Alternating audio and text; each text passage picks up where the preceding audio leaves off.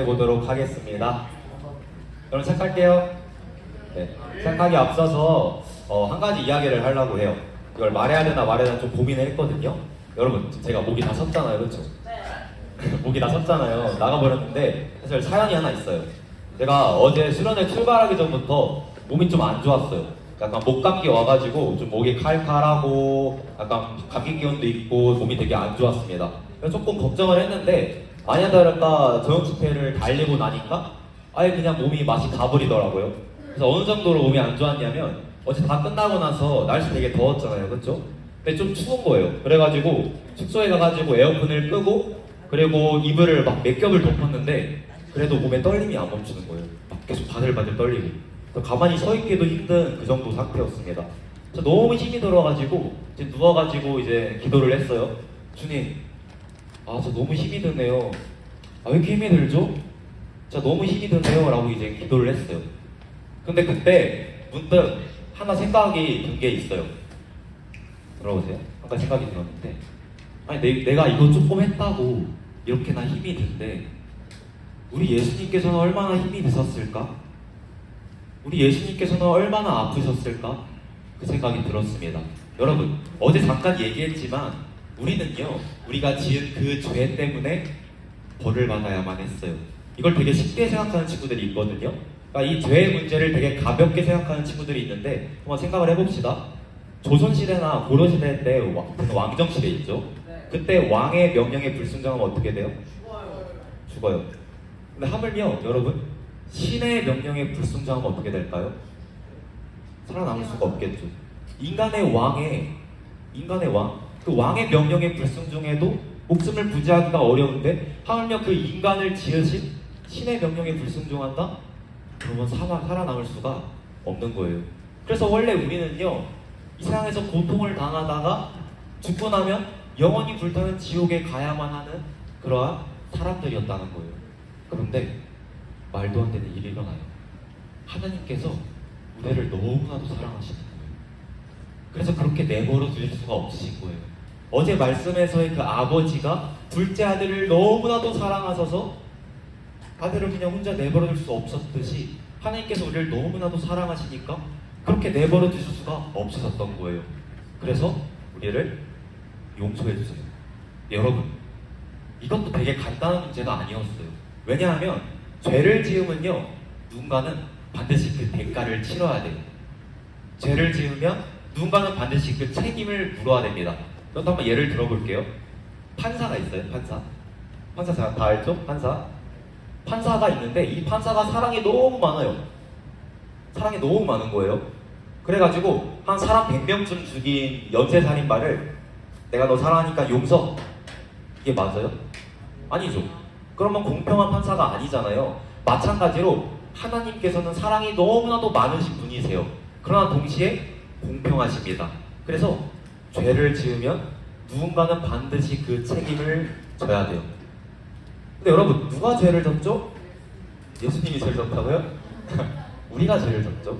우리가 죄를 졌다는 거죠. 거짓말하고 친구 미워하고 부모님께 대들고 이런 여러 가지 죄를 지었단 말이에요. 그래서 사실 우리가 벌을 받아야 되는 거였어요. 그런데 하나님께서 우리를 너무나도 사랑하셔서 우리를 그렇게 내버려 둘 수가 없었던 거예요. 그래서 한 가지 방법을 사용하세요. 자신께서 직접 그 대가를 치르고자 하신 거예요. 그래서 2000년 전 인간의 몸을 입고 친히 인간이 되셔서 이 땅 가운데 오십니다. 그게 바로 예수님인 거예요. 여러분, 이것도 말도 안 되는 거예요. 신이 인간이 된 거예요. 창조주가 피조물이 된 거예요. 우리가 바퀴벌레 되는 그것보다 훨씬 더 말이 안 되는 일이 일어나 버린 겁니다. 그렇게 예수님께서 이 땅 가운데 오셨어요. 그리고 30살이 되시자마자 사역을 하시거든요. 그러니까 우리를 위해 일을 하신 거예요. 예를 들어서 전도도 하시고요. 아픈 사람들 있으면 가서 치료도 해주십니다. 전도도 하세요. 가르치시기도 해요. 여러 가지 사역을 했어요. 근데 여러분, 대충 하셨을까요? 대충 안 하셨겠죠.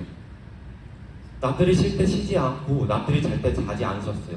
하루는요, 열심히 일을 하고 늦은 이제 저녁이 되고 밤이 됐거든요. 그럼 어떻게 해야 돼요? 자야죠. 그게 정상이잖아요. 근데 또 아픈 사람들이 예수님을 찾아오는 거예요. 고쳐주라고. 여러분들은 어떻게 할 것 같아요? 고쳤을 것 같아요? 생각나네요. 내일 보자고? 저도 그럴 것 같거든요. 그러니까 뭐 예를 들어 우리 수련회 끝났어요. 다음날 주일이잖아요. 집 가서 좀 쉬어야 되는데 만약에 여러분들이 와가지고 뭐 예를 들어 뭐 세아나 은여가 와가지고 뭘 부탁해요. 그럼 저 같으면 그냥 내일 교회에서 보자 이런 식으로 하고 돌려보낼 것 같아요. 근데 예수님께서는요 그들을 일일이 다 돌봐주십니다. 그렇게 시간이 이제 많이 또 흘렀겠죠? 얼마쯤 되었을까요? 한 새벽이 넘어갔을 것 같아요. 잠깐 잠을 주무십니다. 몇 시간도 채 되지 않아 일어나세요. 왜 일어나셨을까요? 또 우리를 위하여 기도하시려. 그렇게 하셨어요. 3년간 모든 걸 다 쏟아내시면서 우리를 위해서 일하셨다는 거예요. 제가 장담하건대 아마 그 3년간의 사역이 거의 끝나갈 때쯤에는 예수님의 그 몸은 정상이 아니었을 겁니다. 그렇게 열심히 사셨는데 어떻게 몸이 정상이셨겠어요? 아마 모든 것들을 다 소진해내신 상태였을 거라는 거예요. 그리고 끝끝내 그날이 다가와요. 여기서의 그날은요 무엇일까요? 그 죄의 문제를 해결하시기 위하여 말해준 것처럼 십자가에 못 박혀 돌아가시는 그날이 다가옵니다. 아까 말했듯이 우리가 죄를 지었잖아요. 그래서 그 책임을 져야 됐어요. 근데 우리를 그렇게 내버릴 수가 없었기 때문에 그 책임을 자신이 지시고자 하신 거예요. 그 십자가에 못 박혀 돌아가십니다. 그 이 십자가도 하도 이제 교회에서 십자가 하다 보니까 우리에게 너무나도 익숙해져 버렸어요. 근데 여러분, 이 십자가도 간단한 게 아닙니다. 그냥 사형의 하나다 정도로 생각하면 안 돼요. 인간이 당할 수 있는 모든 고통을 다 당하는 것이 이거 바로 십자가입니다. 몇 번 이 그 처형 과정에 대해 설명을 해줬는데 다시 한번 간략하게 설명해 줄게요. 십자가에 못 박혀 돌아가기 전에 무엇을 맞으시죠? 채찍을 맞으세요. 이 채찍도 그냥 우리가 생각하는 채찍이 아닙니다. 물에 담궈요. 어떻게 될까요? 무거워지겠죠? 여러분 오늘 물놀이 했잖아요. 물놀이 했을 때 이제 옷이 물에 젖으면 어떻게 됐어요? 좀 무거워졌죠? 그와 같은 원리인 거예요. 그래서 그 무거워진 채찍에 뭐 동물의 이빨, 그런 유리조각 이런 걸 붙입니다. 그걸로 때리는 거예요. 그럼 어떻게 되겠어요? 온몸의 살이 다 터져버리는 겁니다. 분율이 상실되고 만식창이가 되어버리는 거죠. 그렇기 때문에 예수님께서는 십자가에서 못 박히시기 전에 이미 거의 시체에 가까운 그런 상태이셨을 거라는 거예요. 그러니까 원래는 이제 십자가에 처형을 당하는 사람이 그 골고다 언덕이라는 곳으로 올라가요. 그래서 이 십자가 처형을 하는 장소로 올라가거든요. 근데 올라갈 때 이 십자가를 본인이 질 십자가를 이제 등에 지고 이렇게 올라갑니다. 근데 예수님께서는요 다른 사람이 져줘요. 왜 그랬을까요? 서 있을 힘조차 없었기 때문에. 그러니까 그 로마 병정들이 그걸 그냥 내버려 두죠.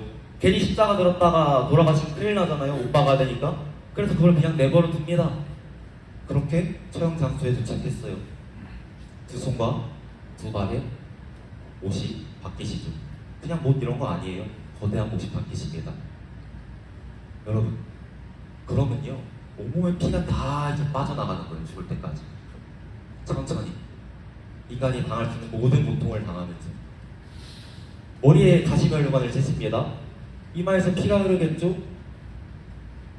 두 손과 두 발에 이제 못이 바뀝니다. 피가 이제 빠져나가는 거에 대해서 마지막에 확인사살로 옆구리에 창까지 질러요. 그 모든 고통을 다 당하신 거예요. 왜요? 우리를 사랑하시니까. 원래 우리가 받아야 되는 고통이었는데 우리를 사랑하셔서 그 고통을 대신해서 받으신 겁니다. 그리고 3일 만에 다시 살아나세요. 그렇게 죄의 문제가 해결된 거예요. 사랑하는 여러분, 아마 여러분들 중에서는 지금 교회가 처음인 친구들이 몇 명 있을 것 같아요. 그리고 뭐 처음은 아니어도 이제 좀 익숙하지 않은 친구들이 있을 것 같습니다. 그래서 여러분들의 마음이 솔직히 잘 이해가 가요. 지금 도대체 이게 뭐 하는 건가 싶을 것 같아요. 뭐 찬양할 때 앞에서 막 난리 치면서 막 방방 뛰고 뭘 하면서 하는데 약간 정신없고 그냥 가만히 서 있고 싶고 그럴 수 있을 것 같아요. 또 뭐 말씀 나눌 때도 앞에서 도대체 무슨 소리를 하는 건지, 예수님께서 나를 위해 죽으셨다는데 아니 왜 죽었지? 손해 아닌가? 그리고 내가 죄인이라는데 아니 나 잘못한 거 없는데 왜 자꾸만 죄인이라는 거야? 기분 나쁘게 생각이 들 수 있을 것 같아요. 또 뭐 기도할 때는 훨씬 더 가관이죠. 앞에서 막 소리 지르고 옆에 친구들 눈물 콧물 짜내고 또 기도 제목가 얼마나 많은지 안 끝나요. 맨날 마지막으로 해놓고서는 이제 막 10개쯤 남아있고 그렇게 해가지고 이제 뭐 나를 위한 기도 나와서 아 이제 조금 내 기도를 해봐야겠다. 근데 그건 2개밖에 없어. 그리고 회개 기도는 막 4개씩 해. 그래가지고 막 하기 싫고 언제 끝나나 이따 끝나고 야식 먹고 싶은데 그 생각밖에 안 들고 힘들 것 같습니다. 충분히 이해가 가요. 사실 여러분들이 뭐 10몇 년 정도의 삶을 주님을 전혀 모르고 살았는데 갑자기 단순간에 예수 믿으세요? 네! 이거는 사실 쉽지 않은 일이죠. 그래서 여러분들의 그 마음을 잘 이해합니다. 근데 여러분, 저는요 여러분들이 지금 이렇게 이 자리에 앉아있는 게 우연이라고 생각하지 않아요. 교회 다니는 우리 사람들은요, 예수님 믿는 사람들은 우연은 없다고 생각해요. 모든 것이 다 하나님의 계획하심 안에 있다고 생각을 합니다. 그리고 특별히 여러분 잘 들어보세요. 구원이라는 것은요, 제가 여러분들에게 주는 것도, 선생님들이 여러분들에게 주는 것도, 심지어 여러분들에게 달려있는 것도 아니에요. 오직 하나님께 달려있는 거예요. 하나님께서 여러분들에게 선물로 주시는 것이 바로 구원이라는 겁니다. 우리는 거기에 희망을 걸고 있는 거예요. 솔직히 말하면 이제 저희가 보기에도 쉽지 않아 보이거든요. 그래서 뭐 약간 거대한 바리에 이제 계란으로 치는 느낌이에요. 계속 치는데 안 깨져요. 계속 치는데 뭔가 단단한 게 있는 것 같아요. 잘 안 깨집니다. 그러나 여러분, 우리가 믿는 것은 하나님께서 깨시면 깨져요. 우리가 그걸 믿는 거예요. 여러분, 저도요 마음이 진짜 단단했어요. 그래서 수련회 이런 데 오면 옆에 찬양하고 있으면 계속 이러고 있었습니다. 그래서 옆에서 막 뭘 하면 왜 하는 거지 하고 이제 그냥 흘러가고 몸만. 그리고 이제 어느 정도였냐면 수련회를 너무 가기 싫은 거예요. 나 안 갈 수는 없어요. 그래서 부모님 가라고 하니까 안 갈 수는 없는데, 그래서 어떻게 했냐면요, 수련회 시간이 있잖아요, 그렇죠? 2박 3일간 이거를 초로 계산을 했어요. 그래서 뭐 10,000초 정도 됐을 거 아니에요? 그러면 이제 이걸 세는 거예요. 19,999. 뭐 예를 들어 수련회 말씀 최수호 목사님 한 2시간 할 것 같으니까 이제 그거 초로 계산해가지고 1초씩 세는 거예요. 그래서 언제 끝나나 그것만 기다리고 있었어요. 근데 여러분, 저도 깨졌습니다. 하나님께서 만나주시니까요, 만나지는 거예요. 하나님 만난다는 거 막 대단하다라고 생각할 수 있는데, 그냥 예수님께서 나를 위해 죽으셨다는 거, 그리고 다시 살아나셨다는 거, 그게 믿어지는 게 만나는 거예요, 여러분. 그게 어느 순간부터 믿어지더라고요. 그리고 삶이 바뀌었습니다. 여러분, 저는요 아직도 그 지난번 수련회 때 예수님 처음 만나고 눈빛이 반짝반짝 거리던 몇 명 아이들을 잊지를 못해요. 정말 그 아이들이 그렇게 환하게 웃는 걸 전 처음 봤습니다.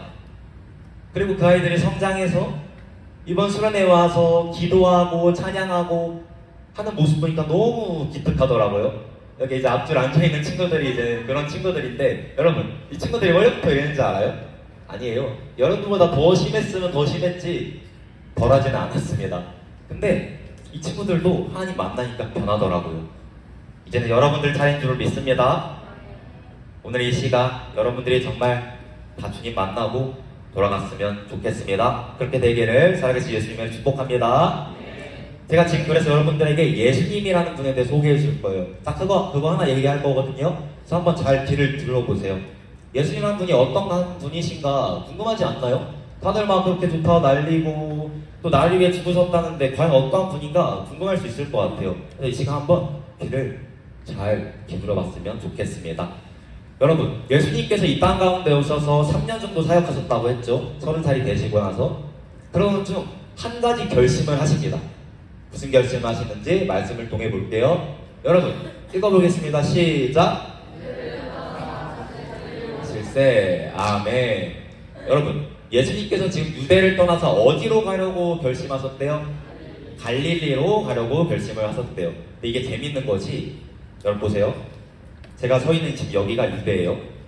여러분들이 있는 거기가 지금 갈릴리입니다. 그럼 그 사이에 무슨 지역이 있냐면 사마리아라는 지역이 있어요. 여기가 유대, 거기가 갈릴리, 그 사이에 사마리아가 있는 거예요. 그럼 상식적으로 생각을 해봅시다. 유대에서 갈릴리 가려면 어디 통해서 가는 게 제일 빨라요? 사마리아. 네, 사마리아를 통해서 가는 게 가장 빠르다는 거예요. 근데 여러분, 그 당시 사람들은요 그렇게 하질 않았어요. 왜냐면 이 사마리아를 혐오했어요. 이 사마리아에 사는 사람들을 되게 싫어했어요. 그래서 거기를 잘 가지를 않았습니다. 그들이 그토록 이 사마리아인들을 서거했던 이유에는 크게 두 가지가 있었습니다. 오, 네, 이제 한번 해볼게요. 첫 번째는요, 여러분 역사 좋아하나요 혹시? 내가 역사 공부 좀 한다, 역사 좀 친다, 손 하나 들어볼래요? 네, 지금 손든 친구들 아까 퀴즈 역사 문제 맞췄나요? 맞췄어요? 오, 잘했네요. 지금부터 그러면 이스라엘이라는 나라의 역사 공부를 한번 해보도록 할게요, 여러분. 이 이스라엘 나라가 분열왕국 시절에 두 나라로 갈라져요. 오, 좋아요. 북이스라엘과 남유다로 분열이 됩니다. 각각 멸망을 하거든요. 그럼 여기서 한번 또 퀴즈를 내볼게요. 북이스라엘이 어디로부터 멸망당했을까요? 아수르, 네, 아수르부터 멸망을 당합니다. 그래서 이 아수르가 이제 어떻게 하냐면 그 사람들을 포로로 잡아가요. 포로로 잡아가고, 그래도 이스라엘 땅에 남은 사람들이 있을 거 아니에요. 그 사람들도 관리를 해야 되잖아요, 그렇죠? 그래서 무슨 방법을 사용하냐면 이민 정책, 통혼 정책을 사용합니다.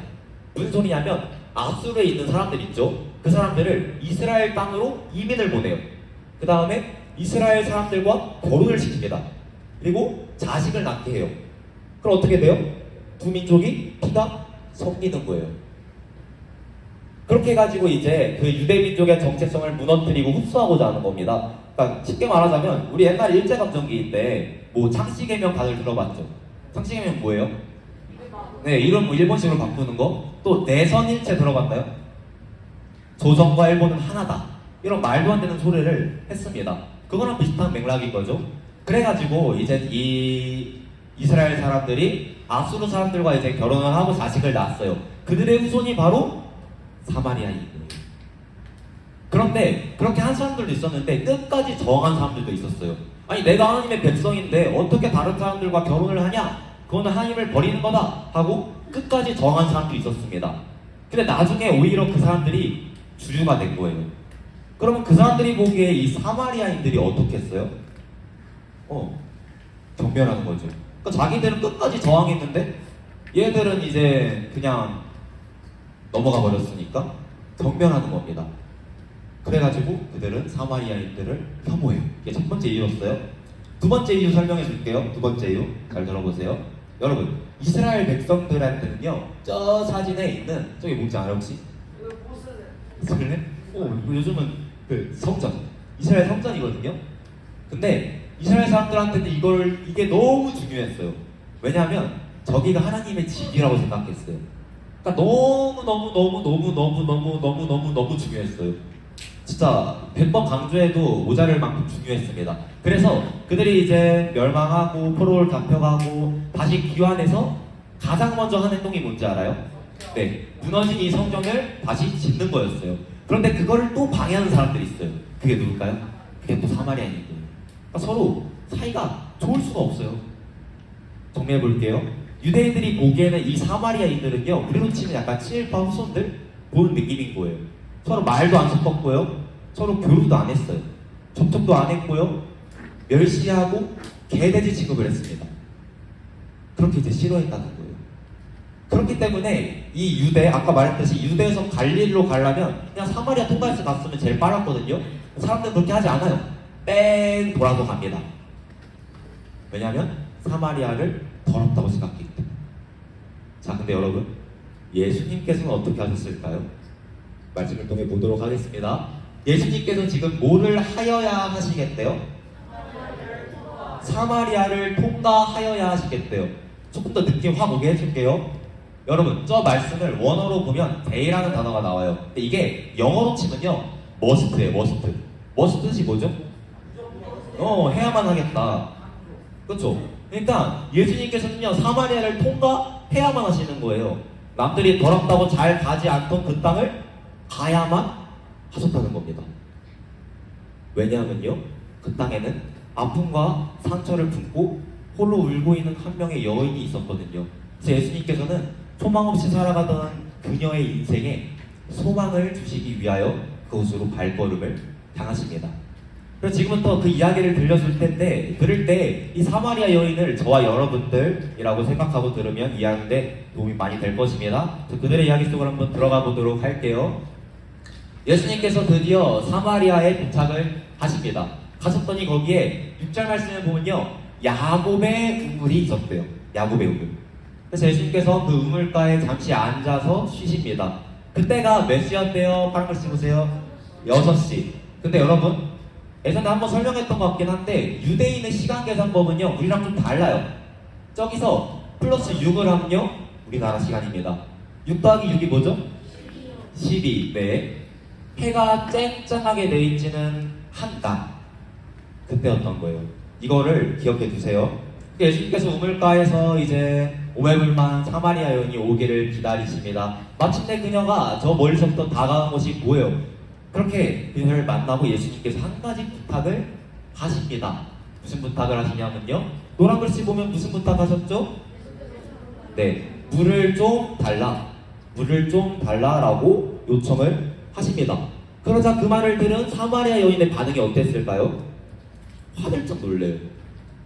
그래서 이렇게 외칩니다. 아니 당신은 유대인 아닌가요? 근데 어떻게 사마리아 여자인 나와 대화를 나누고 이렇게 물 좀 달라고 하나요? 화들짝 놀래요. 근데 이 사마리아 여인이 여러분 놀란 이유는요 크게 세 가지가 있었어요. 세 가지. 첫 번째는 아까 말했던 그 이유예요. 그녀가 사마리아인이기 때문에. 사마리아인이기 때문에. 그러니까 이 예수님이 유대인이시거든요. 그러니까 유대인인 예수님께서 사마리아인인 자신한테 말을 거시니까 놀란 거예요. 이게 첫 번째 이유였고요. 두 번째 이유는 무엇이었을까요? 성별 차이 때문이었어요. 성별 차이. 그때는요 여러분 잘 들어보세요. 남성 우월주의 시대였어요. 남성 우월주의. 그래서 어느 정도였냐면 놀라지 마세요. 유대인 남성들은요 기도를 할 때 이렇게 기도했대요. 제가 여자로 태어나지 않게 해주셔서 감사합니다. 말도 안 되죠. 지명하면 정말 있을 수도 없는 일인데 그들은 그렇게 기도했습니다. 그리고 사람의 숫자를 셀 때도 여자의 숫자는 세지도 않았어요. 딱 그 정도로 남성 우월주의가 심했던 시대였던 거예요. 그래서 유대인 남성들은요 길거리에서 여자와 대화도 잘 하지 않았습니다. 그런데 지금 유대인 남자인 예수님께서 여자인 자신한테 말을 거시는 거예요. 그러니까 당연히 깜짝 놀래죠. 여러분, 그녀가 깜짝 놀란 결정적인 이유는요 또 한 가지가 있었어요. 작은 친구들입니다. 그 이유는요 그녀가 도덕적으로 되게 문란한 삶을 살았고 어느 정도였냐면 지금까지 남편이 무려 5명. 무슨 뭐 별이 5개도 아니고 네, 남편이 5명인 거예요. 그리고 심지어 지금도 있거든요 그 남자친구가. 근데 그게 남편인지 아닌지도 몰라요. 그 정도로 도덕적으로 타락하고 문란한 삶을 살았다는 거예요. 그러니까 사람들이 그녀를 어떻게 취급했겠어요? 첫째로 사마리안입니다. 여기서 또 이미 개돼지 취급을 당해요. 심지어 여자예요. 남성 우월주의 시대에서 많은 조롱과 멸시를 당했겠죠? 근데 심지어 도덕적으로도 문란해요. 가늠한 자는 돌로 쳐 죽여라 라는 말이 있을 정도로 보수적이던 사회에서 문란하다? 사람 취급을 못 당했을 거라는 겁니다. 그래서 이 사마리아 여인은요 아까 말했듯이 낮 12시 해가 가장 뜨겁게 내리쬐는 날씨에 우리 오늘 너무 더웠으니까 잘 알 거 아니에요. 그 날씨에 그것도 혼자서 그것도 저 멀리서부터 와가지고 야곱의 우물로 가서 물을 기르러 온 거예요. 그러니까 원래는 여러분 해 질 때 갔어요. 그러니까 저녁 되고 나서 갔습니다. 당연한 거죠. 더우니까. 그리고 혼자서도 잘 안 갔대요. 여자 혼자서 잘 안 가고 무리지어서 갔다고 합니다. 그리고 여러분 이 사마리아 여자가 살고 있던 지역이 수가성이라는 지역이었거든요. 수가성. 근데 이 수가성에는 뭐가 있냐면 수가의 우물이라는 게 있어요. 수가의 우물. 수가의 우물. 그러다 보니까 사람들이 다 거기 가서 원래 물을 마셨어요. 근데 지금 이 여인은 어디 갔다고요? 야곱의 우물. 야곱의 우물까지 가려면요 거리가 10리였대. 10리. 약 4km. 근데 뭐 택시가 있기를 했겠어요? 쌩쌩이가 있기를 했겠어요? 아무것도 없었을 거 아니에요.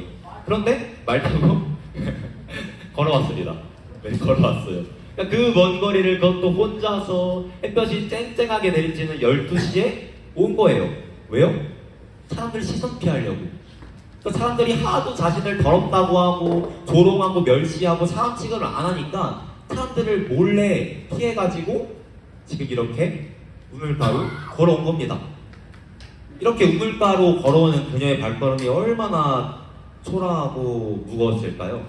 근데 바로 그때 한 분이 자신을 찾아와서 말을 거시는 거예요. 그리고 요청을 하시는 겁니다. 물을 좀 달라고. 그래서 지금 이 여자가 깜짝 놀란 거예요. 그래가지고 이제 그녀가 이제 이렇게 이제 깜짝 놀란 다음에 예수님께서 이어서 좀 알기에 어려운 말씀을 하세요. 저 말씀하신 한번 다 함께 읽어볼게요. 시작. 내가 만일 하나님의 선물과 부였을 것이요 그가 생수를 내게 주었으리라. 아멘. 여러분 기지개 한번 필까요? 네. 좀 돌릴 것 같은데 기지개 한번 필요합니다. 옆에 친구들 안마도 좀 해주세요.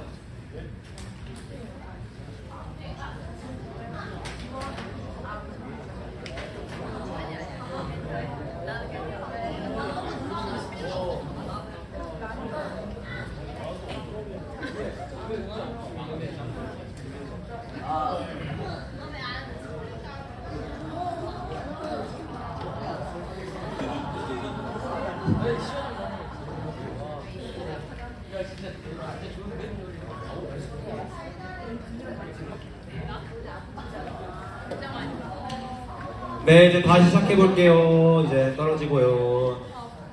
여러분 한 30분 정도면 이제 끝날 테니까 좀 집중해 봅시다. 기도에 늦긴 한데 아무튼 여러분들 오늘 지나면 또 끝나요. 그럼 한번 열심히 해봅시다. 자, 예수님께서 이제 그렇게 말씀을 넘어갔네. 네. 예수님께서 이제 저렇게 말씀을 하십니다. 이제 쉽게 말하면 이런 거예요. 지금 예수님께서 이 여인한테 물 좀 달라고 했잖아요, 그렇죠? 근데 도리어 이번에는 예수님께서 그 여인에게 생수를 주시겠다라고 말을 하는 거예요. 좀 이상하잖아요. 그래서 이 여자도 좀 이해를 못했나 봐요. 그래서 이렇게 말합니다. 다 함께 11절부터 12절까지 말씀 읽어볼게요. 시작.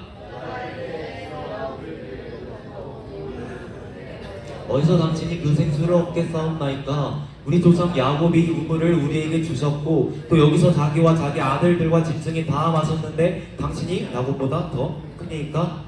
아멘.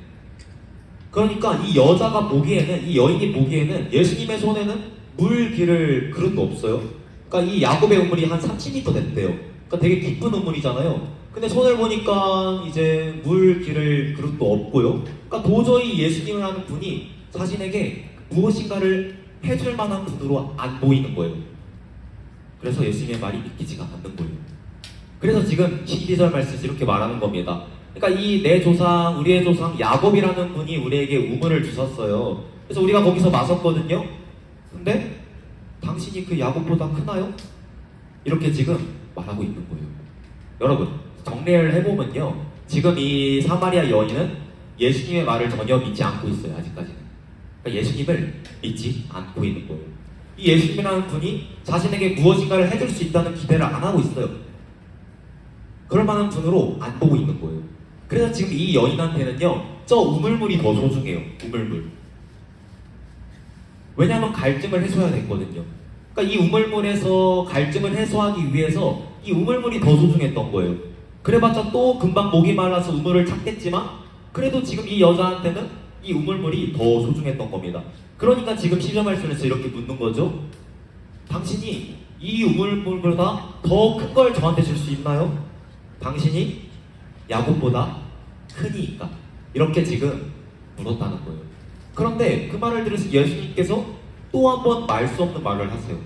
그게 이제 13절부터 14절 말씀이거든요. 이번 순회 주제 말씀이기도 한데 한번 다 함께 읽어보겠습니다. 시작!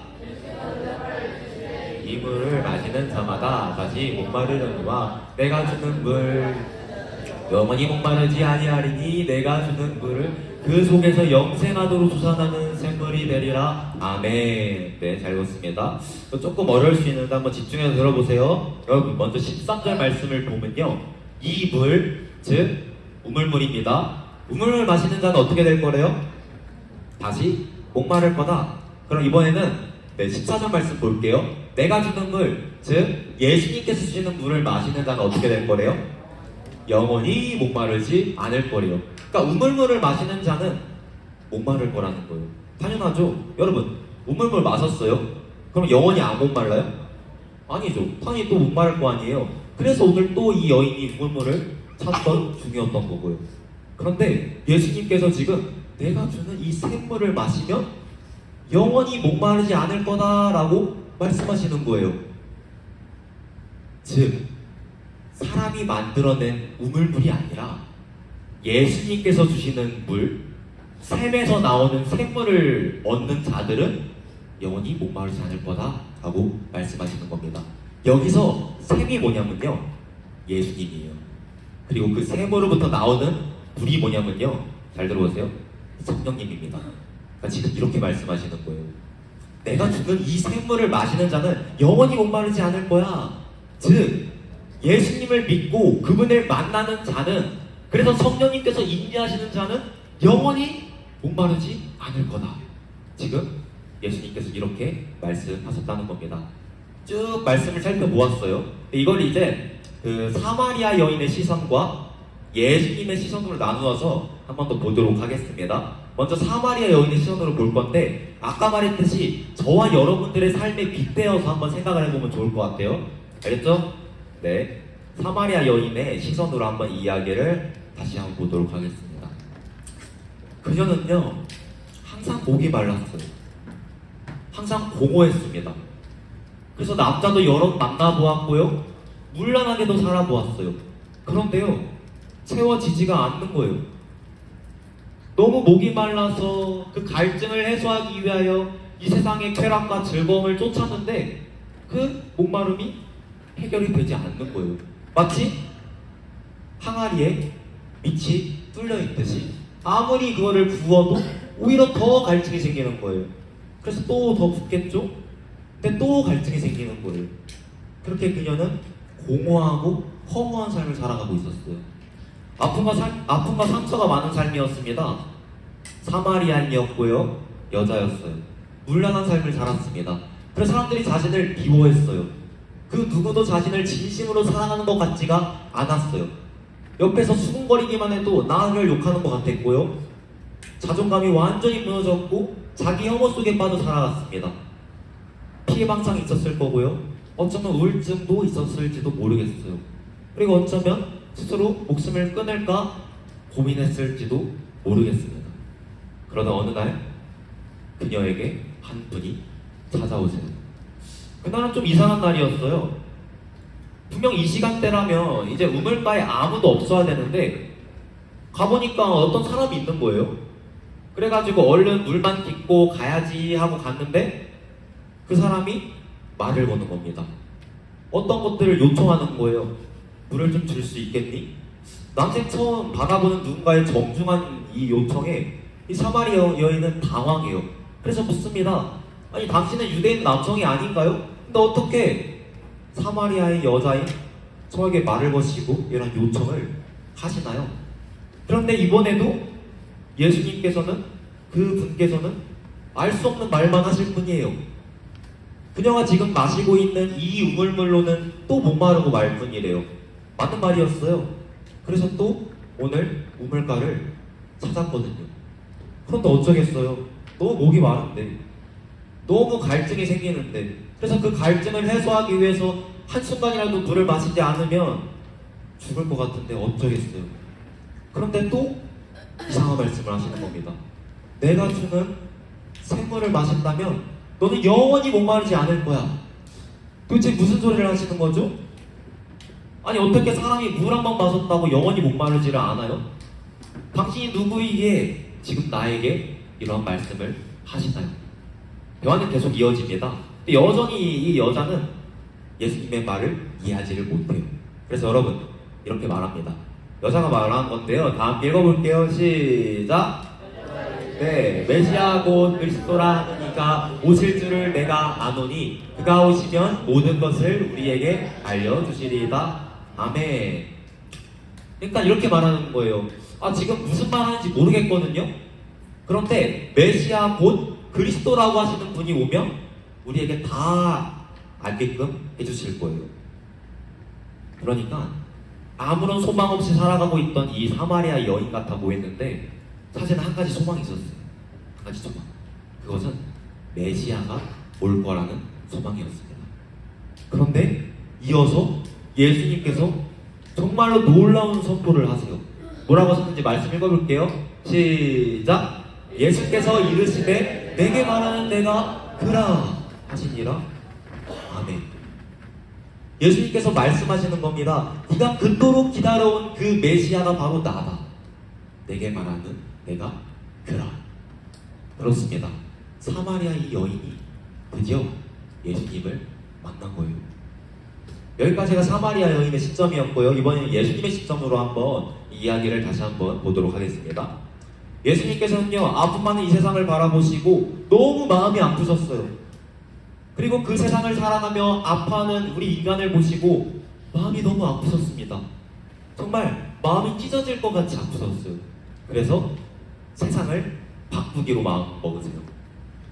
그래서 인간의 몸을 입고 이 땅 가운데 오십니다. 30살이 되셨어요. 3년 동안 사역을 하세요. 그런 중 한 가지 결심을 하십니다. 내가 유대에서 갈릴리로 가야겠다. 근데 그 사이에는요, 사마리아라는 지역이 있었어요. 사람들이 더럽다고 잘 가지 않는 지역이었죠. 그러나 예수님께는 그건 별로 중요한 것이 아니었어요. 왜냐하면 거기에는 홀로 울고 있는 한 명의 여인이 있었거든요.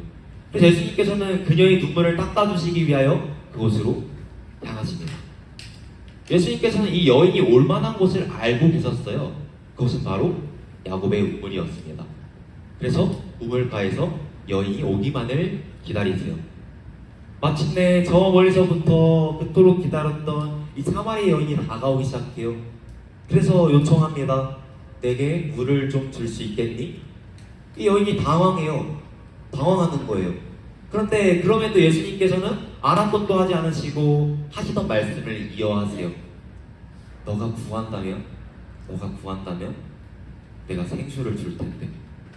이 여인은 여전히 예수님의 말씀을 이해하지 않아요. 예수님을 믿으려고도 하지 않아요. 그런데 여러분, 예수님께서는요, 이 여인에게 주시고자 하신 것이 있었어요. 너무나도 주고 싶으셨던 게 있으셨던 거예요. 아무런 소망 없이 살아가던 이 여인에게 소망을 주시고 싶으셨던 겁니다. 그래서 말씀하세요. 여인아, 네가 지금 마시고 있는 이 우물물, 그거 마시면 너 또 목마를 거야. 네가 지금 쫓고 있는 이 세상의 쾌락과 즐거움들, 그걸로 너의 그 공허함을 채울 수가 없어. 그러나 내가 주는 이 샘물만을 마신다면 너는 영원히 목마르지 않을 거야. 아픔과 상처가 치유될 거야. 더 이상 아프지 않을 거야. 소망이 생길 거야. 예수님께서 말씀하십니다. 그러나 여전히 여인은 그 예수님의 말씀을 이해하지 못해요. 그래서 말합니다. 지금은 제가 무슨 말하는지 모르겠거든요. 근데 메시아 곧 그리스도께서 오시면 우리로 하여금 알게 하실 거예요. 예수님께서 대답하십니다. 그래, 바로 그 메시아가 나다. 내가 바로 너에게 소망을 줄 예수 그리스도란다. 예수님께서는요, 이 아픔 많은 여인이 왜 아파하는지 아셨어요. 왜 아파했을까요? 이유는 하나뿐이었습니다. 인간이 지은 죄 때문에. 그것 때문에 이 여인이 아파하며 살아가고 있던 거예요. 그렇게 산 가운데 아픔과 상처가 들어온 겁니다. 그래서 예수님께서는요, 그 아픔만의 세상을 바라보시며 너무나도 아파하시고 그 세상을 바꾸고자 마음먹으세요. 그렇게 이 땅 가운데 인간의 몸을 입고 오십니다. 그리고 오늘 말씀에서의 사마리아 여인이 그러했듯, 사마리아 여인에게 그러하셨듯 울고 있는 그들에게 다가가 그 눈물을 닦아주십니다. 그리고 끝끝내 십자가에 못 박혀 돌아가심으로써 그 문제를 해결하세요. 두 손과 두 발에 못이 박히십니다. 얼마나 아프셨을까요? 머리에 가시멸관을 주십니다. 예수님의 그 이마에서 뜨거운 피가 흘러요. 옆구리에 창이 찔리십니다. 불과 피가 쏟아져요. 조롱과 멸시를 당하십니다. 전혀 그럴 만한 이유가 없으신 분께서 말입니다. 왜 이렇게 하셨을까요? 여러분, 왜 이렇게 하셨을까요? 예수님께서 이유는 단 하나예요. 여러분들을 사랑하시기 때문에. 여러분들을 사랑하시기 때문에. 그거 하나입니다. 그래서 여러분들을 그냥 내버려 두실 수가 없으셨던 거예요. 그래서 여러분들에게 소망을 주기 위해서, 소망 없이 살아가는 여러분들에게 소망을 주기 위해서 이 땅 가운데 오십니다. 십자가에 못 박혀 돌아가세요. 다시 살아나십니다. 죄의 문제를 해결하신 거예요. 이제 죄의 저주가 끊어졌어요. 사망이 무너진 겁니다. 소망이 생긴 거예요. 그 소망이 무엇일까요? 나의 소망, 우리의 소망, 예수 그리스도인 줄로 믿습니다. 아멘. 여러분, 어제 이제 전원 집회 할 때, 기도회를 할 때, 우리가 이제 여러분들의 그 아픔과 상처를 놓고 기도했잖아요. 이제 치유와 회복을 놓고. 근데 이제 앞에서 보는데, 여러분들이 이제 그 기도를 할 때, 막 울면서 기도하는 그 모습을 보니까 너무 마음이 아프더라고요. 얼마나 힘들었으면 저렇게 울까? 생각을 하니까 마음이 너무 아팠습니다. 근데 여러분, 저 마음도 이렇게 아픈데, 하물며 여러분들을 너무 사랑하시는 하나님께서는 얼마나 아프셨을까요? 얼마나 아파하실까요? 그렇지 않나요? 그래가지고 여러분, 그 하나님께서는 이 세상을 바꾸고자 하십니다. 그래서 예수님을 보내주신 거거든요. 여러분, 우리가 그렇게 하나님을 떠나 살아가다 보면 그런 아픔과 상처를 경험하게 돼요. 어제 말했던 그 여러 가지 것들, 뭐 학업, 인간관계, 그 뭐 외모, 건강, 가정, 이런 여러 가지 문제들을 겪게 된다는 거예요. 그래서 그 공허한 겁니다. 너무 갈증이 생기는 거예요. 그래서 우리는 세상의 쾌락과 즐거움을 쫓아 살아가요. 그걸로 이제 그 공허함을 채우기 위해서. 그래서 친구들과 노는 그 시간을 통하여, 게임을 하는 그 시간을 통하여, 유튜브 쇼츠를 넘기고 인스타 피드를 넘기는 그 시간을 통하여, 쇼핑을 하고 맛있는 것을 사 먹고 취미생활하는 그 시간을 통하여 그 갈증을 채우고자 해요. 공부도 열심히 해봅니다. 좋은 대학교 가고 좋은 직장 취직하면 인정받을 것 같아서. 사랑을 갈구하기도 해요. 여자친구로부터, 남자친구로부터, 친구들로부터, 가족들로부터 그 사랑을 갈구하기도 합니다. 돈도 많이 벌고자 해요. 돈 많이 벌어서 하고 싶은 거 하고 먹고 싶은 거 먹으면 그 갈증이 채워질 것 같아서. 그런데 여러분, 참 이상하게도 그 갈증은 잘 채워지지가 않아요. 그렇게 채우면 채워져야 되잖아요. 공허함이 없어져야 되잖아요. 근데 잘 채워지지가 않는 거예요. 밤에 잠을 잘 때 머리가 너무 복잡해가지고 마음이 너무 허해서 잠에 잘 들지 못한 경험 다들 한 번쯤은 해봤을 겁니다. 그렇다면 우리는 어떻게 하면 이 공허함으로부터 자유함을 얻을 수 있을까요? 어떻게 하면 우리의 이 갈증이 채워질 수 있을까요? 여러분, 지금으로부터 100일쯤 전에 기도를 하다가 한 가지 든 생각이 있어요. 사람들이 진짜 불쌍하다라는 생각이 들었습니다. 아니, 다 행복한 삶을 꿈꾸잖아요, 그렇죠? 여기 안 행복하고 싶은 사람 한 명도 없잖아요. 다 행복하게 살아가고 싶어 하는데 많은 사람들이 행복해하지를 않아요. 행복을 삶의 목표로 가지고 살아가는데 많은 사람들이 행복해하지를 않아요. 제가 사역을 하면서 느낀 게 한 가지가 있는데 현실이 너무 참혹하더라고요. 매주 회의를 하는데 누가 돌아가셨다, 누가 아프시다, 누가 지금 어렵다, 누가 힘들다, 입원을 하신다, 수술하신다, 이런 얘기밖에 들지가 않아요. 우린 정말로 힘든 세상을 살아가고 있습니다. 그래서 그러한 세상을 살아가는 사람들을 생각하니까 마음이 아프더라고요. 그리고 특별히 그 세상을 살아가는 여러분들 생각하니까 마음이 많이 아팠습니다. 여러분, 저 MBTI T거든요. 그래서 솔직히 딱 거기까지였어요. 그냥 우리 아이들 어떡하지? 세상 너무 힘든데 잘 살아갈 수 있을까? 힘들겠다. 거기까지였습니다.